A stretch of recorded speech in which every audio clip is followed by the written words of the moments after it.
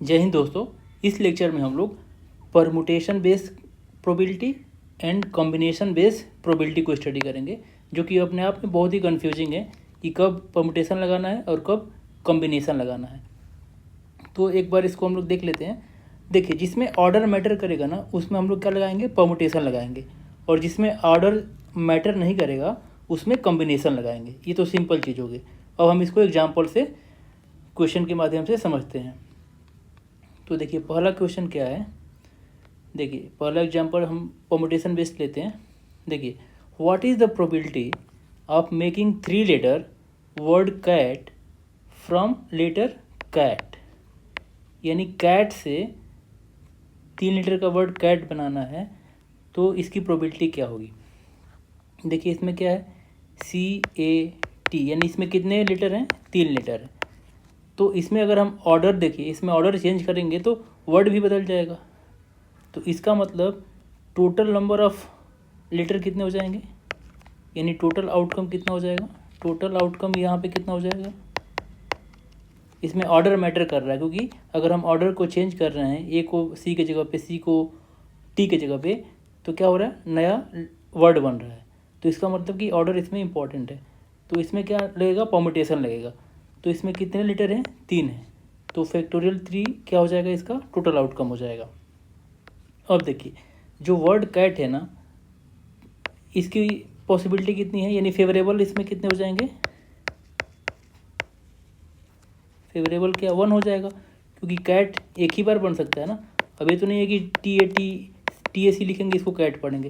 Cat तो एक ही type से लिखा जा सकता है, केवल CAT कैट ही लिखा जा सकता है। तो इसकी फेवरेबल क्या है, 1 है। तो प्रोबेबिलिटी क्या हो जाएगी, 1/3 हो जाएगा। तो 1/6 हो जाएगा हमारा। तो देख रहे हैं इसमें क्या, इसमें ऑर्डर मैटर कर रहा था, तो हमने क्या लगाया, फैक्टोरियल लगा दिया, यानी कि परमुटेशन का हमने यूज किया इसमें। लेकिन और दूसरा एक क्वेश्चन देखते हैं। देखिए, एग्जाम्पल 2 देख लीजिए। And number is form by arranging, arrange करके बनाया जा रहा है डिजिट से, 1 2 3 4, इनसे अरेंज करके एक नंबर बनाया जा रहा है। Find the P the number start with, probability निकालना है जो ऐसा नंबर जो 4 से स्टार्ट हो रहा हो। यानी देखिए, 4 डिजिट का नंबर बनाना है और हमारे पास 4 नंबर भी हैं, 1 2 3 4। तो यहाँ पे देखिए टोटल आउटकम कितना हो जाएगा, टोटल आउटकम कितना हो जाएगा, फैक्टोरियल 4 हो जाएगा। क्योंकि देखिए 1 2 3 4 एक लिख गया। अब हमने इसका ऑर्डर चेंज किया, 1 के जगह पे 2 कर दिया, 2 के जगह पे 1 कर दिया, तो नया नंबर बन जा रहा है। तो यानी इसमें ऑर्डर मैटर कर रहा है। तो कितने डिजिट हैं हमारे, 4 डिजिट हैं।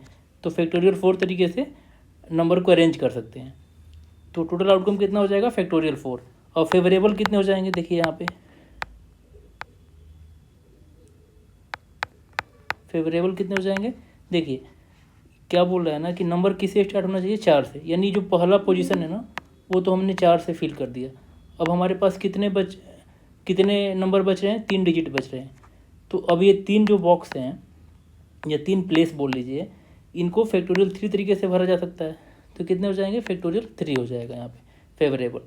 अब प्रोबेबिलिटी क्या हो जाएगी, factorial 3/फैक्टोरियल 4।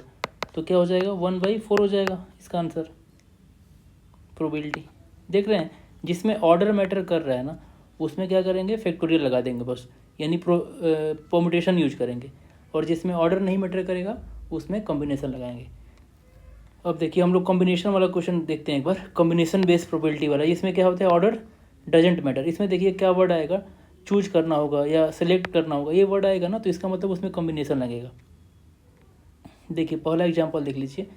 A bag has 5 red and 5 blue balls. ठीक है, 2 बॉल को सिलेक्ट करना है और प्रोबेबिलिटी निकालना है कि दोनों क्या हो जाए, रेड हो जाए। तो टोटल पहले कॉम्बिनेशन निकाल ले रहे हैं, टोटल कॉम्बिनेशन यानी टोटल आउटकम क्या हो जाएगा, कितने बॉल हैं, 10 बॉल हो जा रहे हैं, 5 ब्लू 5 रेड। तो 10 में से क्या, कितने को चूज करना है, 5C2 10C2, ठीक हो जाएगा, क्योंकि 2 बॉल को सिलेक्ट करना है। तो ये हमारे क्या हो जाएंगे, टोटल आउटकम हो जाएगा, यानी 10 × 9 हो जाएगा बाई 2। ये हमारा क्या हो जाएगा, टोटल आउटकम हो जाएगा। अब इसमें देखिए, अब क्या बोल रहा है, दोनों के रेड होने की फेवरेबल कितने बनेंगे। तो फेवरेबल देख लीजिए, दो रेट, कितने रेट हैं, 5 रेट में से 2 के रेट सेलेक्ट करना है, 5 रेट में से 2 रेट को सेलेक्ट करना है, यानी 5C2 हो जाएगा। तो 5 × 4/2 हो जाएगा, ये कितना हो जाएगा 10 हो जाएगा, और ये कितना आ जाएगा 45 होगा मेरे ख्याल से, 5 हो जाएगा 45। अब देखिए प्रोबेबिलिटी ऑफ बोथ रेट क्या हो जाएगा, फेवरेबल से, फेवरेबल को टोटल आउटकम से डिवाइड कर देते हैं, 10/45, तो 5 से कट करेंगे 2/9 हो जाएगा।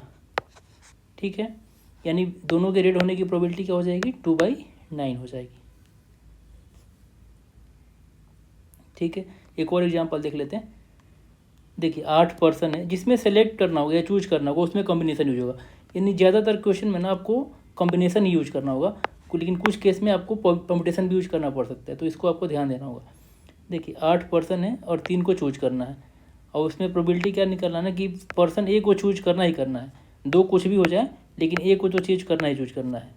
तो 8 में से टोटल आउटकम कितने हो जाएंगे, टोटल आउटकम कितना हो जाएगा,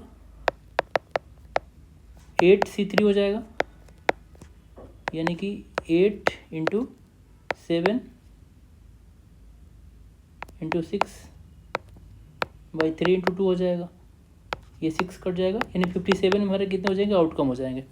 अब देखिए फाइंड, अब 3% में से क्या होने चाहिए, एक ए होना चाहिए, और 2 कितने होने चाहिए, 2 कोई भी हो सकता है, तो यानी हमने एक प्लेस को में तो ए तो रख दिया, अब बचे कितने 7 हो गए।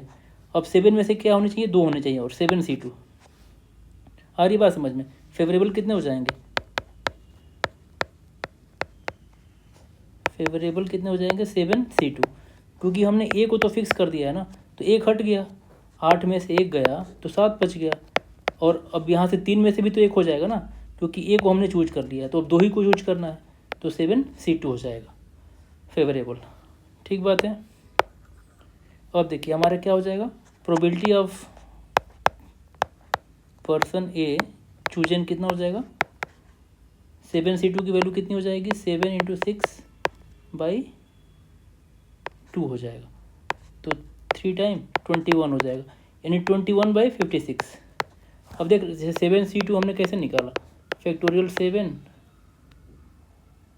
लिख सकते हैं, और फैक्टोरियल 5 × फैक्टोरियल 2 हो जाएगा। अब देखिए 7 × 6 तो हो जाएगा, और फैक्टोरियल 5 हो जाएगा, तो फैक्टोरियल 5 × 2 हो जाएगा, 5 से 5 कैंसिल हो गया, और 7 × 6, और इसको हमने फिर से डिवाइड कर दिया, तो हमारे प्रोबेबिलिटी क्या हो जाएगी पर्सन ए की 21/56।